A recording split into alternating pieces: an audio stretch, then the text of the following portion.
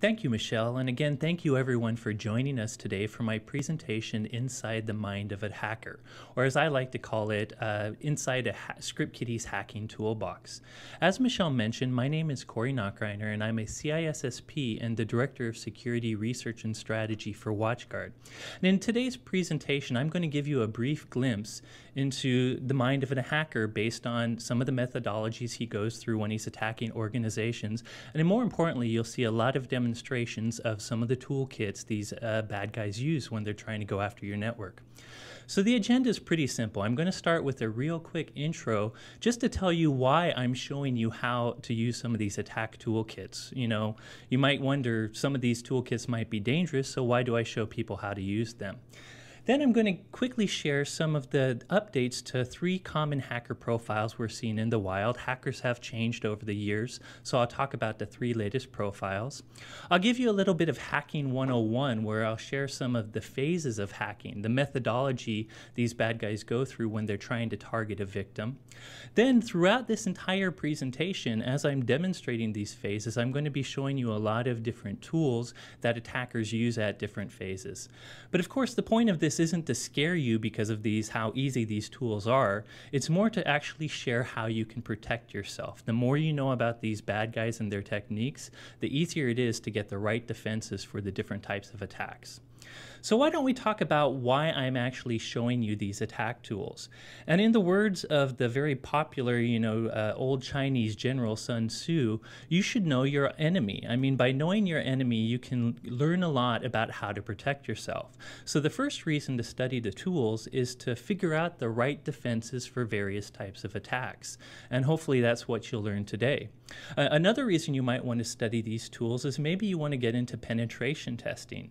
When you start erecting barriers around your network, you might want to make sure they're working and you have the proper security. So one of the common things you do is hire a penetration tester to try to attack your network and find its weaknesses. But this is something you can learn how to do yourself by following this hacking methodology. So some of the tools I show today are great for penetration testing. Some other reasons I like to show these tools is I believe seeing is believing.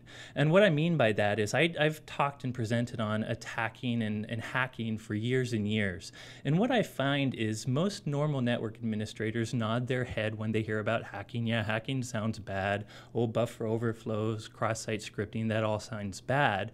But when they actually see an attack happen, when you actually demonstrate it, it goes from that theoretical to reality. It opens their eyes and they really start to understand the need to have better security.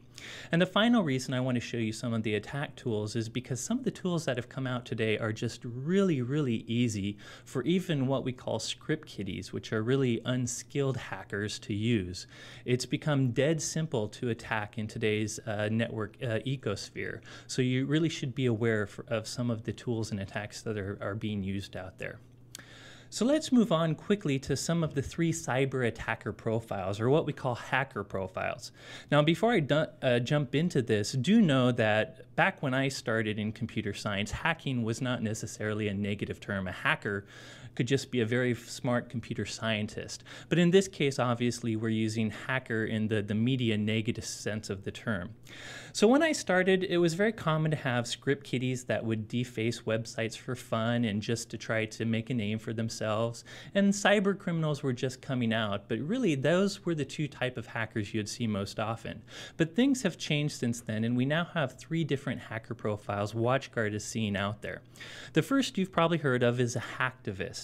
Now, this is obviously a politically motivated attacker. You know, some person that's just like a classic activist that has some sort of political agenda or a belief that they want to promote. Well, these guys have found the power of cyberspace. They found how they can use technology to make their voice much bigger than it is. So you've probably heard of groups like Anonymous, which is really not really a central group. It's many different political people that are going under the flag of Anonymous to get their views across.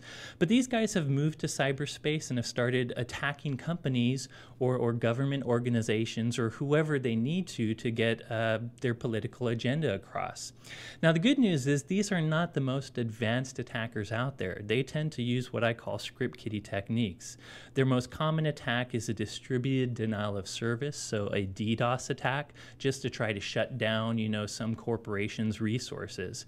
They occasionally have started using web application attacks, which I'll show you later, things like SQL injection and cross-site scripting, and they tend to leverage mostly SQL injection to steal sensitive information that they can use to embarrass their target, or sometimes in what they call a doxing campaign, which is where they release documents intended to out some sort of target.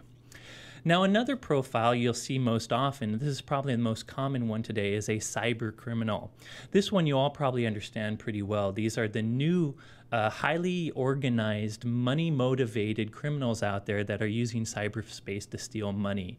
These guys have been around for probably the last 7 years now, and they use a few more advanced techniques. They tend to stick with botnets, and they have a very ripe underground market where they share code with each other. They sell code, they sell new exploits and new techniques that make it easier for other criminals to exploit vulnerabilities in your computer. And they do everything from opportunistic attacks, stealing the access of anyone's computer, even some grandma in Idaho, so that they could first maybe gain her computer as a resource to further their attacks, to more targeted attacks where they might pick some company, whether it be a small business or a large enterprise, and they steal some more important information, maybe some customer information like credit cards or credentials, or they even have started stealing intellectual property as well. The final newest profile we have now is the nation-state or state-sponsored attackers. And long story short is governments have started to get into the cyber attack game. Pretty much every big government out there has started to build a cyber army. They claim it's mostly for defense, but they also seem to have red teams. Right now in the United States Right now in the United States anyways, we're pointing a lot of fingers at China. It seems a lot of attacks, cyber attacks, are coming from Chinese organizations, and there's some security researchers who have even tied it to the Chinese PLC, or PRC, the People's Republic Army. So again, nation-state attackers, their techniques are much more advanced. They tend not to use the bought and sold code you see on the underground. Rather, they make custom new code that you've never seen before. And they use very, very advanced techniques, like they use zero-day, which means vulnerabilities that were never discovered before by the good guys or the vendors whose software these vulnerabilities are in. And by using these zero-day vulnerabilities, they can sometimes sneak under the radar of many different security defenses. So those are the three main cyber attacker profiles we're seeing today. And in most of the tools and techniques I'm going to show you today probably belong most in the hacktivist and cyber criminal profile. The nation state, they're much more advanced than anything I can show you today. But moving on, before we get to our first demos, let's talk a little bit about the hacking process, which, people have outlined it anywhere from 4 to 7 steps, but I like the 4 simple steps I've outlined here. Really, if you're a bad guy and you're going after a target, you start with what's called the recon phase. And this is pretty simple to understand. You need to research your target. You need to figure out who they are, who may work at the organization, what their email addresses are, what internet protocol or IP addresses the organization uses. And there's lots of tools that can do this. Once you've figured out the IP addresses of your victim, then you can start using tools to scan and enumerate that network to learn what their defenses are like, what they expose publicly to the internet, and things like that. And we'll get into that in more detail soon. Next up, once you've learned all that, and really the recon phase probably should take a long time. The more you spend researching the target, the easier it is to take control of them. The next phase is the attack phase, and this is pretty simple to understand. This is where you leverage a vulnerability you found to gain access. And that vulnerability may be in a web server you find.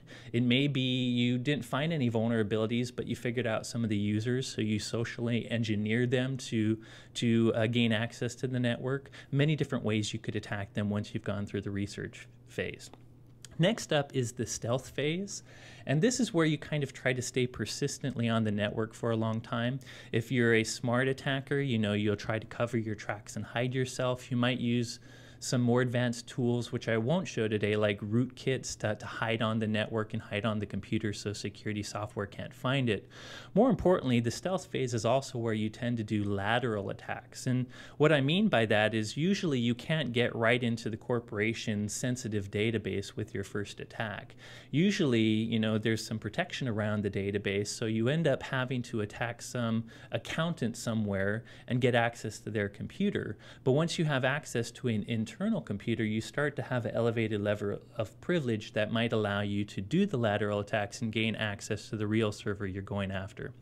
And the final phase is the looting phase, and this is obviously where you steal data and make profit. This is where, whatever your goal is of getting into this target, you start to do it. So I want to show some of these examples, and to do that I'm going to use one of the hacker's favorite tool set right now, which is something called Backtrack. And Backtrack has actually moved on. They have a new version of it that they call something quite different, but Backtrack has been what I've been using for years and years. And all Backtrack is a live bootable Linux distro that is made for attacking, hacking, and penetration testing. It comes with a ton of pre-compiled tools that both good guys or bad guys can use to test the security of someone's network. So the good thing to know about Backtrack is it's not necessarily an underground criminal tool. It's something that security researchers use too, but do know that bad guys often use Backtrack because it has all the same tools that they like to use as well. So that's what I'll be showing today.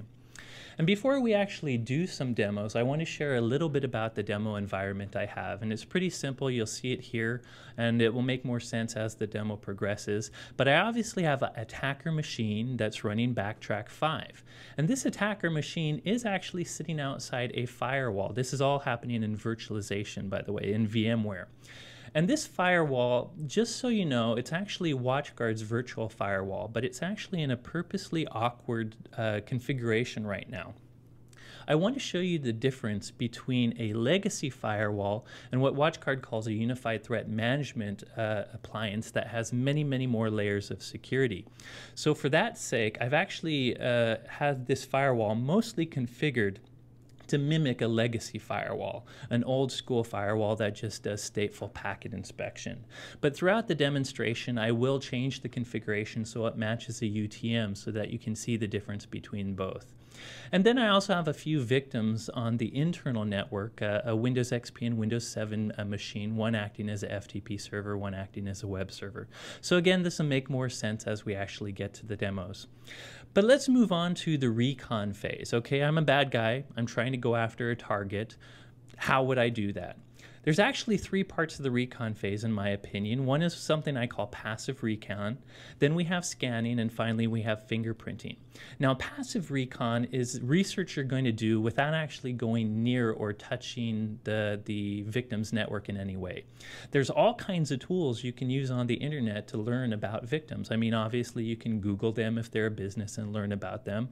There's tools like errand lookups, where if you're trying to find the IP space that a company owns, you can look up their domain name, and because of DNS, it happily shares the IPs that that particular company uses for their resource. Whois will also tell you a lot about companies' network resources. So there's a lot of online tools that can tell you everything you really need to know about your victim before you launch any sort of tool.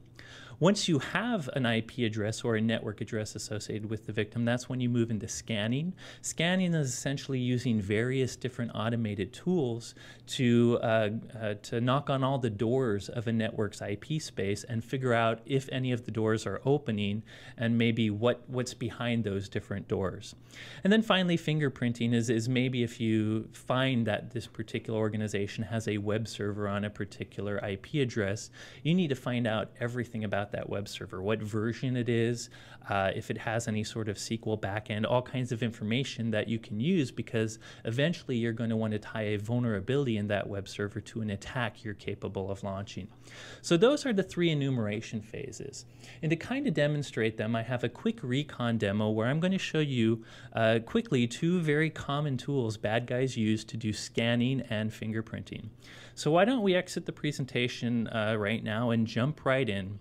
So as I mentioned, I have a couple computers here. I have this attacker machine here, which is running Backtrack. In between, we have this firewall. And next up, we have, I just need to make sure the machine's running, a Windows 7 machine and a Windows XP machine.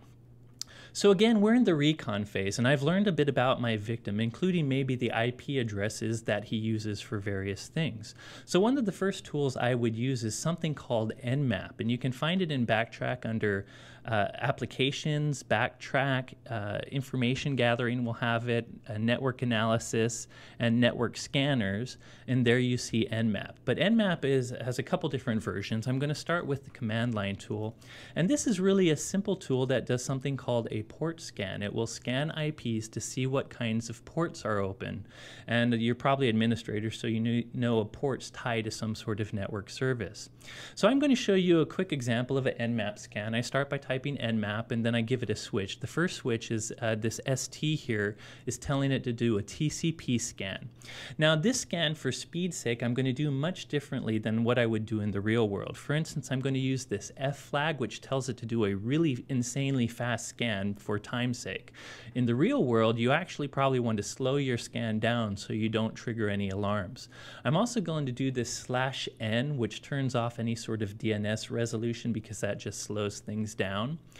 Some other things you can do, I'm going to do /pn. And what this does is it tells not to do a ping before doing a scan. Typically, Nmap is going to try to ping the host you're scanning, and if it doesn't ping, it's going to not bother scanning, because typically that means the host isn't up. But if you know anything about your victims, they might have a firewall. Firewalls tend to block ping, so you actually want to turn ping off in most cases. And finally, I'm going to use this flag called SV, which is going to say if you find any sort of open ports, I want you to tell me what servers, or try to guess what servers are behind those ports. And the last thing you would do is you would put a network address, or in this case, I'm putting the two host addresses of those victims you saw in my network diagram. So let's press that and see what happens. It should only take a few seconds, hopefully.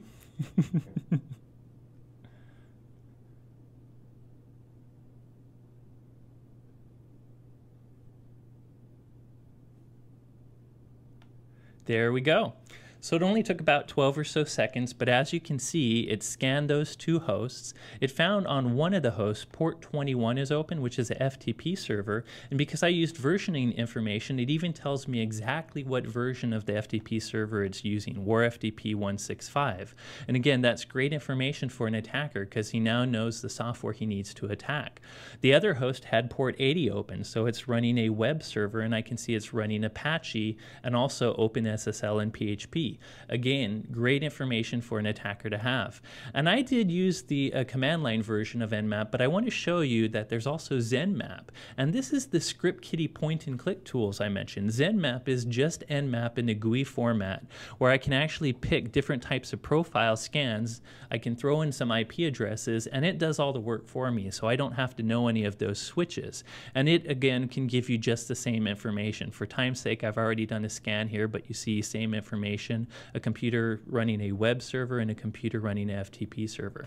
So two very quick scanning tools that will tell you everything you need to know about your victim's network. Now I do want to show you also something you might use as a penetration tester on your own network. And this is something called OpenVAS, or Open Vulnerability Assessment System. And this is kind of like a scanner, but it goes a step further. It will start by doing something like a port scan, but after it port scans, it will also do do various tests to try to see not only what servers are running behind those ports, but specifically if those servers suffer from vulnerabilities. It's very easy to set up. I would click on nuke task, I would tell it an IP address, and I would tell it to do a basic scan. But for time's sake, I've already done this. So if I click here on the details, I can show you a report of this OpenVAS scan against those two same computers. And as you can see, it too found that a FTP server was open, but more importantly, it shows me exactly what vulnerabilities that FTP server suffers from, including this username buffer overflow flaw. So right away, I know that if I have the right exploit toolkit, I can leverage that to take control of the server. Same with the web server. I see that web server's running, but I also see all kinds of cross-site scripting flaws, all kinds of different vulnerabilities in that web server based on the software it's running. So this is good from an attacker standpoint because now I know the exact attack to use. It's also good for you as an administrator to do against your network because it helps you find out-of-date software that you haven't patched, that you need to really go and patch. So that's it for a very quick recon demonstration. Let's get back to the presentation and move on. So as you can see, once you've figured out some IP addresses to scan, it's pretty easy to learn about what open holes may be around your victim, and then next we need to move on to the attack phase to take advantage of them. Before we do, I do want to talk about some defense tips for this recon. Now, the problem is there's not a ton you can do about this. If you have public servers, you have to expose them in some way for people to get to them. But this is a reminder that you really want to limit your public exposure. If you have file servers or any server type that you don't want the rest of the world seeing, you should definitely have a firewall in front of it. And you can also do all kinds of neat things like server masking and hardening. For instance, typically when a server responds to someone's request, there's secret headers you don't see that is actually telling the client exactly what type of server that is, like, hello, I'm an Apache blah, blah, blah server. But there's programs out there, and there's even appliances out there like WatchGuards that can mask these responses. They can respond generically and just say, hello, I'm a generic web server. And just that simple little trick makes it harder for the attacker to know what kind of server they're talking to, makes it a lot harder for him to find vulnerabilities against it. Some other neat things I don't have time to show you are things like auto-blocking. That firewall I have between the attackers and the victims. The only reason it actually let those scans through is because I actually disabled a security feature that WatchGuard has called auto-blocking. By default, if we detect a port scan or an IP space scan, meaning it's looking for IP addresses in your network space, we will automatically block whoever's doing that for a timeout period, 15 minutes by default, but you could make it forever if you wanted to. Simply by doing that, we can stop the results of the scan from happening. So a very, very useful thing to do. And finally, one other tip is maybe throw a honeypot in your network. A honeypot is a computer that pretends to be a certain kind of computer that hasn't been secured, with the pure intention of it wants to get hijacked from the bad guy. And it's kind of like a canary you would put in a coal mine, where if the canary dies, you know something's happening. A honeypot, if you have it running in your environment, if you see it getting attacked, it's a sign to you that there might be attacks happening against your network, and you can maybe up your defenses or see where the attacks are coming from to block them. So those are some recon defense tips, but for time's sake, let's move right on to the next phase, which is the attack phase. Now for this phase, I'm going to use a tool that comes with Backtrack called Metasploit. And this is really just a free open source exploit framework. It's a tool that comes with over 1,000 different known exploits against many different types of software, and all the tools you need to exploit them to take over a computer. So it's very, very useful. It works against many operating systems. For instance, there's exploits for Apple, there's exploits for Linux, there's even new exploits for mobile iOS and Android phones as well. And it has also a very easy GUI option I'm going to show you in a second. But let's start with a server attack. In that recon scan we did a second ago, we saw that our victim network is running a few servers, a FTP server and a web server.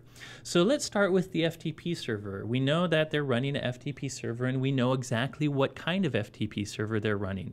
They're running WarFTP. And if I go here to the victim machine, you can see WarFTP here is sitting and running on the victim XP machine. So if I'm a malicious attacker, I'm going to go to the attacker machine. I'm going to switch to a different desktop here. I have the console or the CLI version of Metasploit loaded right now. So I'm going to show you the old school way of using Metasploit to start. So I know this victim is running WarFTP, and I happen to know that Metasploit has an exploit for that. So I'm going to actually tell it to use that particular exploit, or FTP user. So, you can learn how to browse the exploit database in Metasploit, but since I knew it was there, I just told it to use this particular exploit, which is a user buffer overflow, against that version of the FTP server. Once I've done that, some of the simple things I do are things like show options, which will show me the options for the exploit. There's a couple of options that are preset that I don't need to change for FTP exploits, but one of the options is rhost, which stands for remote host. That is the target IP address. So you, of course, need to know the IP address of the target computer you're going after. In this case, that's the IP address. So I set that. So at this point, I have my attack ready, but the next part you need ready is a payload. And a payload is simply what you want an exploit to do once you take advantage of it. So if I show payloads, Metasploit's actually going to show me a whole huge list. There's things like download and execute code, gain command line access. But what I like to do, so I'm going to set payload. I like to do this one just because it's very visually easy to see, is I can actually insert a silent little VNC server process into this victim machine. And if you know what VNC is, it's a remote desktop process. So it will give me access to the desktop of the victim machine. So that's what I'm going to set my payload to. Once I've set a payload, I have to do show options again because there's now payload options. And you can see there's a bunch here that's already set for me, but one of the options that's not set is lhost. Lhost, as you might guess, is the local host or the listening address. So in this case, it's the attacker computer that I want this VNC connection to come back to. So in this case, I need to set the IP address of my attacker computer. Now, the last thing you need to do when you're using exploits is different exploits have different targets because these vulnerabilities only work against certain software versions and certain OSs. In this case, this one works against XP in 2000, and I happen to know my victim is using XP Service Pack 3, so I'm going to set the target to 3. So at this point, I have everything I need set to exploit this vulnerability against the victim. So why don't we just go ahead and do that, see what happens. You just type exploit, press enter. It's trying the attack. And just like that, it seemed to work, and I now have a desktop, a VNC remote desktop connection to the victim computer. So it really is that easy to hack. I mean, if you found there's a server online, if it happens to be using a vulnerable version of software and you have an exploit for it, you enter in a few parameters, say exploit, and I now have full control of this computer. For instance, I can open this secrets file. Hopefully you don't keep your credit cards and passwords in an unencrypted text file on your desktop, but if you do, here I am looking at them all. So that's a quick example of a server attack. But actually, I want to do this attack again. I want to show you the benefit of a unified threat management appliance. So what I've done is I've actually cleared the session and killed that attack. Because this particular attack is a buffer overflow, it actually crashed the FTP server after it worked. So I need to restart the FTP server on this victim machine, which I've just done. There it is. But I'm also going to go to the policy configuration for the firewall we have protecting these computers. And the only reason that attack worked is because I have this legacy FTP server policy. Now again, this is a policy that's pretending to be a stateful packet filter.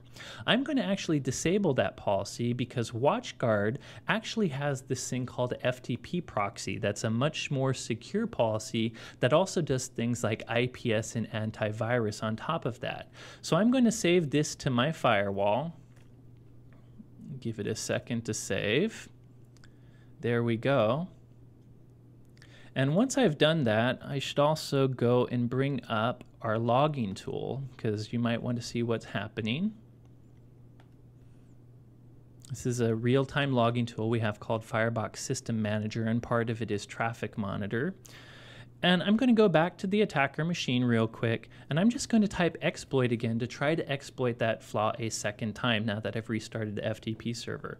So again, we see it trying, but this time nothing happens. It just falls out. And if I go back to the victim machine, you can see the reason that is because our proxy actually detected that they were using a overly long username to exploit this particular buffer overflow. That's just one of the small benefits that our FTP proxy has. It can detect overly long usernames and overly long passwords. But for argument's sake, I'm going to go ahead and go into our proxy. I'm going to disable this extra security feature our proxy has just to see what happens. So I'm going to disable the overly long username protection. I'm going to save to the firewall one more time.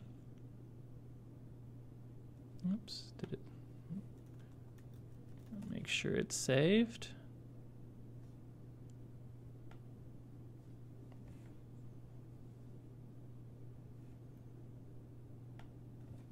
Well, seems to have, so let's go ahead and exploit that again. Again, we fail. Well, actually, maybe it didn't save. Sorry about that, folks. Live demos, gotta love them. Okay, save to Firebox.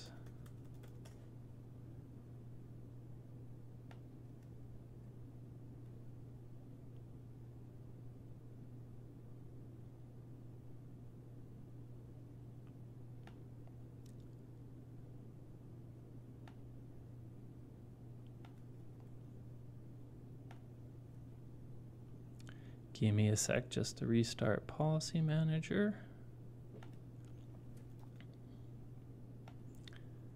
And open up our FTP server and get rid of that overly long username again. There we go. Okay.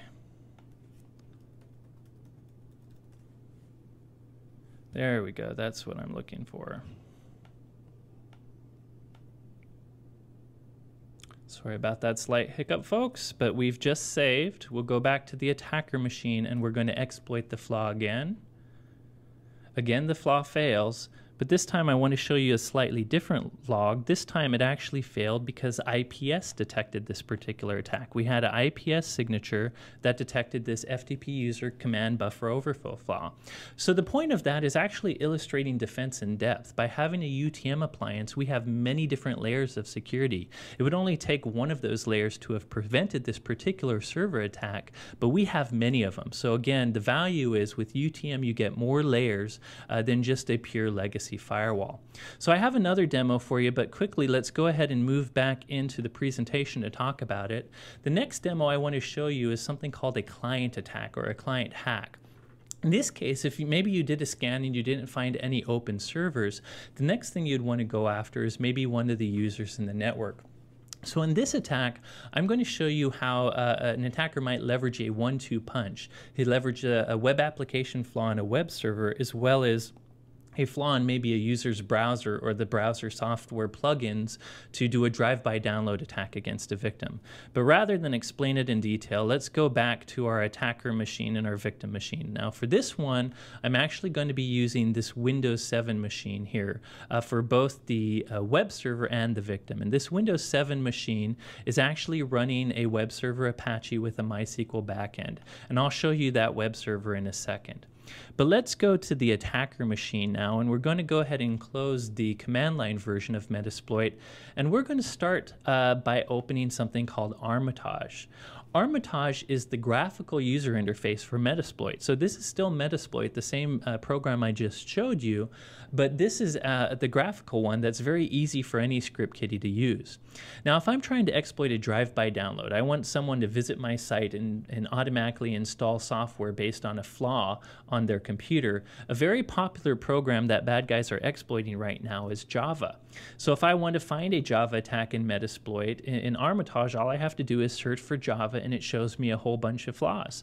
So I can actually click on one I like. This particular one, I won't describe it in detail, but this was a 0-day flaw at the end of 2012, a flaw that Java didn't know about that many people were abusing to install code. And as you can see, when I double click on it, I get this nice GUI interface where I can easily enter parameters. Again, it's asking me, in this case, it's a client flaw, so the attacker machine has to act as a web server. What's going to happen is the attacker machine becomes a web server that forces code to the victim machine that's browsing it. So server host is the IP address of the attacker machine.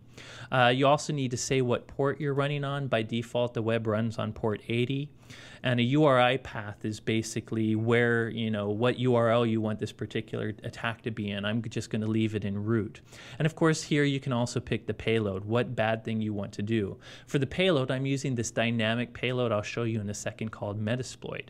But in this GUI version, all I really had to do was pick an exploit, enter in the IP address of my server, and press launch. And just like that, I now have an evil attack web server waiting for victims to come. And if they haven't updated Java, I'm going to take control of them. Now, the second part of this attack, the 1-2 punch, is how do I get a victim to come to my server? I have an evil attack server waiting at www.attacker.com. How do I get people to come to it? Well, a common method bad guys are using today is trying to find very popular sites that might suffer from web application flaws. And then they leverage those flaws in what we call a watering hole attack. If they can find a site that you go to often and they can exploit a flaw in that site, whenever you go to that watering hole, it can force you to their attack site. So here you've seen me on the attacker computer. I've gone to this social networking site, or more specifically, this fake social networking site. And this is the website that's running on that victim computer I showed you a second ago. And you're probably familiar with social network sites. If I go ahead here to update my status, I can type something like, I had a omelet, for breakfast. And I don't know about you, but I hate when my friends post pictures of their lunch. I don't care. But as you can see, like any social network site, I do the status update and it shows up on my wall. What normal users may not realize is that's a web application. Some web developer had to create code that took what you typed in this dialog, puts it in a database somewhere, and stores it there so that when the website goes to look at what's current, it gathers that from the database and displays it to all your friends. And all a web application vulnerability is if the web developer doesn't create this code in a secure manner, bad guys can take advantage of flaws to make it do things it shouldn't. And in this case, you see me type a little bit of JavaScript. You don't really have to know what this is, but when I press submit, we're going to see something happen. But by the way, remember I mentioned there's a firewall between me and the victim. I said it was kind of an awkward state in that it was mostly emulating a legacy firewall, but in this case, I've actually left on one of the UTM features. So when I press submit, you're actually going to immediately see us block it. So I just want you to know that our intrusion prevention system can actually catch a lot of cross-site scripting vulnerabilities and SQL injection vulnerabilities. So by default, we actually prevent this particular type of attack. But as you can see here, I have this server policy that's a legacy firewall policy that will just act as a stateful firewall. So I'm going to head and save this less secure policy to my firewall on purpose, just so I can show you the rest of how this attack would happen if you had a legacy firewall. So now that I've done that, let's go ahead back to the attacker machine and let's try to send this script again. And this time we see something happen. Now this doesn't seem very scary. This is just a pop-up that says XSS. And that's because that script I wrote is just a pop-up script. But that's how researchers prove that a website is vulnerable to cross-site scripting, is by using that simple script. So at this point, I now know this site is vulnerable to cross-site scripting. So I'm going to go ahead and reset it. But now I want to show you a more weaponized way how attackers would really leverage this flaw in the real world. So I have a bit of different script here. I'm going to go ahead and go to update status again, but instead I'm going to paste this different script, and this is something called a iframe. Now, an iframe is a perfectly legitimate HTML tag that allows you to create frames on your web page, but it has a silly feature that I can actually make a frame of 0 width and height, which means it's 0 pixels big, it's invisible. And a frame can also redirect to another site. In this case, you see it redirecting to attacker.com. So to answer that question of how I get victims to my evil website, this is a great way of hiding a secret invisible frame on a legitimate site that forces them somewhere else. So I press submit to this. Nothing seems to happen, but you see a blank space here. And again, remember, this web server is now thinking that iframe is its own code. And this is what's called a persistent cross-site scripting attack, in that anyone that visits this page will get that code until the web server or web developer learns about it and cleans it up. So let's actually see what happens by going back to the Windows victim's computer. We're going to go ahead and open a browser, and we're going to go to that fake social networking site. And one of the things I might do as a visitor is I want to see what all my friends have to say. So I'm going to go ahead and look at all my friends' walls. Now, when I do this, remember, it loads up that secret iframe. And to show you what's really happening, I'm going to quickly move to the attacker computer back to Armitage, because in the background here, you can see it got redirected to my attacker computer, and when it did, it used that Java vulnerability to force a Java applet that was malicious, and it leveraged that to actually put some evil code on that victim machine. What's scary to me about this drive-by download attack is nothing seems to happen on the victim machine. Like, I can continue browsing like normal. Nothing seems to be wrong. I can actually even, close my browser and continue working on my computer, and nothing seems to be wrong. But if we go to the attacker machine, you can see this computer up here. I have control of that victim machine. And with Meterpreter, this is kind of a dynamic shell where I can do a bunch of stuff. Like if I go to Explore and do a screenshot, we'll see a screenshot of the victim machine. Or I can simply do something like go to Interact and open a command shell. And here I have a root command shell on the victim machine. If I do a dir of the desktop, I see that important file. I could read it, I could delete it, I could literally do whatever I want. So again, that's the two-pronged attack, where a bad guy uses a watering hole attack, a web application attack, to exploit a very popular website. And that can then redirect people to his drive-by download attack. Now again, just to show you the value of a UTM device, I'm going to go ahead and kill this particular version of this attack, and it's still running in the background, because I want to show you that our UTM device could have blocked this attack too. The only reason this particular attack worked is because I had an open stateful policy that allowed internal users full access to the internet. I'm going to go ahead and disable that policy, which will put my firewall in a normal secure configuration where I allow people to go out, but I also use things like IPS and proxies and antivirus to further monitor them. So now that I've done that, I'm going to go ahead again and open the logging system so we can see what happens. My attack is still waiting on the attacker computer, so why don't we go to the fake social network again? We're going to go ahead and view the friend's wall to get that evil bit of code again, which again is hidden right in this blank space. And on the attacker computer, notice right down here, it's trying to send the evil Java again. But this time nothing's happening. We're not getting the victim computer up there. And the reason is the UTM firewall prevented it. If I look here, I see some proxy denies. One of the neat, convenient things our proxies do by default is they prevent your users, internal users, from downloading certain types of content by default. Java bytecode being one type of content. As I mentioned, Java can be dangerous. Bad guys are exploiting it recently. So by default, we think it's more secure to block Java content. But for the sake of argument, I'm actually going to disable that and allow Java content again, just to see what will happen. So I've gone ahead and allowed Java. I'm going to go ahead and refresh this particular page that has that hidden iframe again. Go back to the attacker computer to show you it is sending that particular evil applet again. But again, this time it didn't seem to work. Why did it not work this time? I can go back to logs. This time, notice proxy dropped HTTP virus found. It actually found the evil JavaScript that was hidden on that page and detected that as a virus. Now, for time's sake, I'm not going to keep disabling things, but do know if I disabled scanning Java for viruses, the UTM would block it again, but this time IPS would catch it. If I disabled IPS, the UTM would catch it again, but our reputation-enabled defense would have noticed that this URL I'm going to is bad. bad. If I disabled that, AV would have caught it again, but this time it would catch the evil Metasploit payload. The point is, the more layers of defenses you have, the more opportunities you have to catch this bad stuff.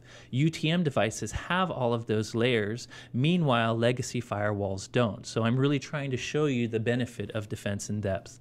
So I hope that demo made sense. I'm going to jump back into the presentation where let's go ahead and move on to some attack defense tips. Now, these are pretty obvious. For time's sake, I don't have time to go into full detail. But as far as your server defenses, preventing these kind of FTP server or web server attacks I showed in the first attack, obviously tip number one, patch, patch, patch. If you do not use vulnerable software, they can exploit these vulnerabilities. So you want to keep your servers, especially your public servers, as up-to-date as possible. There's also lots of techniques depending on what type of server you're using to harden it. Maybe disabling certain services. On a web server, you might make the web user account, make sure it's not running as a system account. There's a specific guest account, all kinds of things like that. Obviously, as you saw in the demo, intrusion prevention and anti-malware will also help protect your servers too. IPS can actually detect some of the attacks used against the servers, and even if there's a zero-day IPS attack, AV can often detect some of the payloads or malwares they try to push to your server. Client defense is similar, just a little different. Again, patch, patch, patch. If you have your browser up to date, or Java or Flash or whatever products you use, again, bad guys can exploit those vulnerabilities against you. Also, IPS and AV still help. There's a bunch of other technologies that can help as well, things like application control that can restrict which applications your users use. URL reputation can prevent maybe your users from accidentally going from sites that are known to use malware. So again, many different layers of security, and remember, WatchGuard's UTM has all these layers. So let's quickly move on to the last phase of hacking, which is the looting phase. Now, do know I'm skipping this stealth phase for time's sake. The looting phase is where we steal data, and the reason I want to show this phase is I actually want to show you some other web application attacks to show you how they can be leveraged to steal data. So to do that, I'm going to use the web server I showed you a second ago to show you SQL injection. So let's go ahead back to our attack and victim server. Now, if you remember here, this victim server is still running that fake social networking website. It's all ready to go. With the attack server, I'm going to move to a new desktop, and I'm going to quickly show you a manual SQL injection attack. Let's go back to the fake social networking site. One of the pages on this site is a login page. And I don't have time to go into a ton of detail on SQL injection, but some of the easiest ways a bad guy shows SQL injection exists is he might put an apostrophe in one of your fields, your parameters, whether they're in a URL or on some sort of form on your site. And he'll just randomly throw in an apostrophe because it's a meta character that SQL uses. And as you see, when I do that and press submit, I actually immediately get a SQL error. And by the way, a quick tip to web developers, you want to hide SQL errors from the public because they tell bad guys a lot of things. In this case, I even see the SQL statement this person is using. He's actually in his web page concoctinating a SQL query, which is bad news. You never ever want to do that.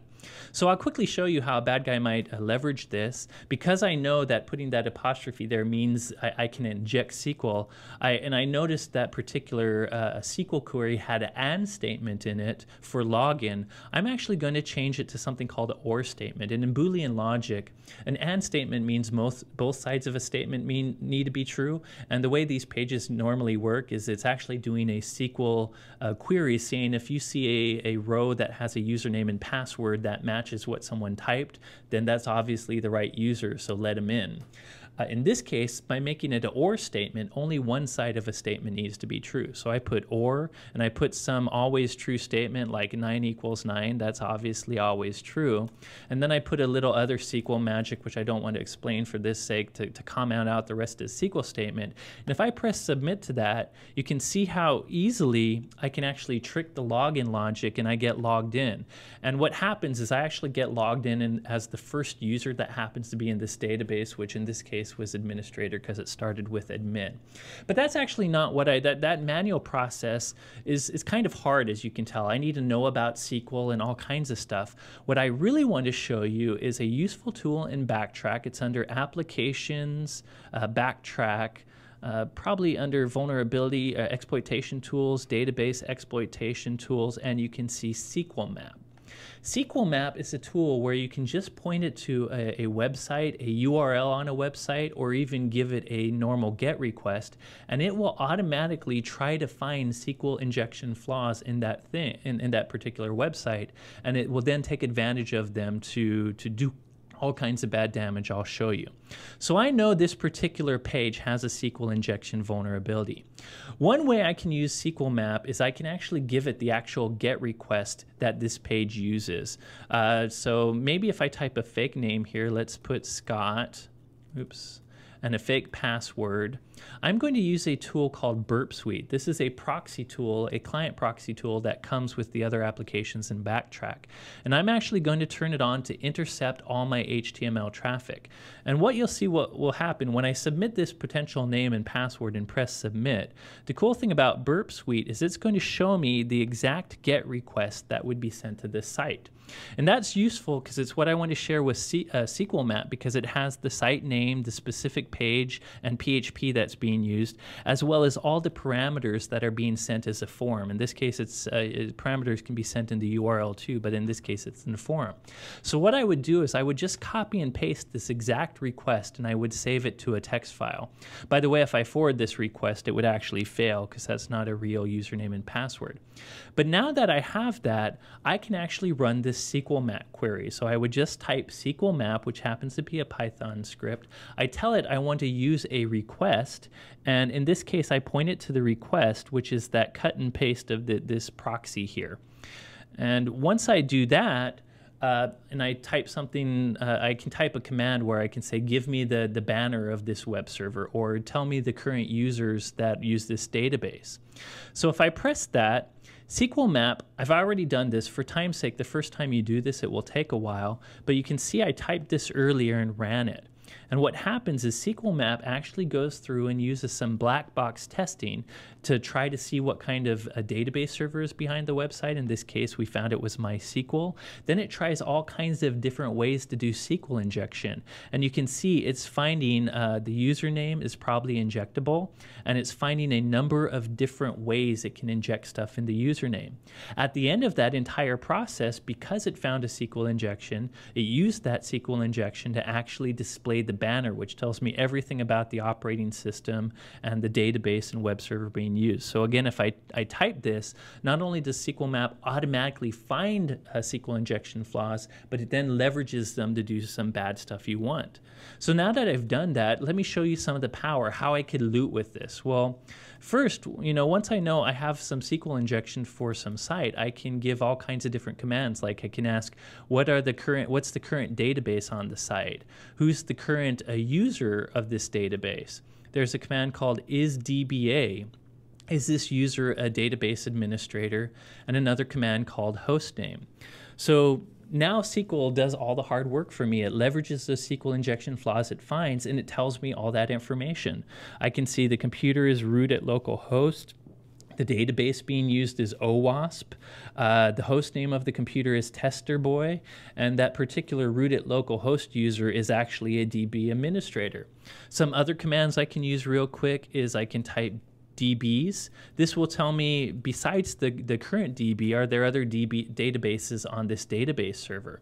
So again, it's going to leverage the SQL injection vulnerability, and it's now actually enumerating that database server, telling me all kinds of other databases I could look at and steal information, like that MySQL database probably has all the MySQL credentials. PHP admin is a cool one to look at.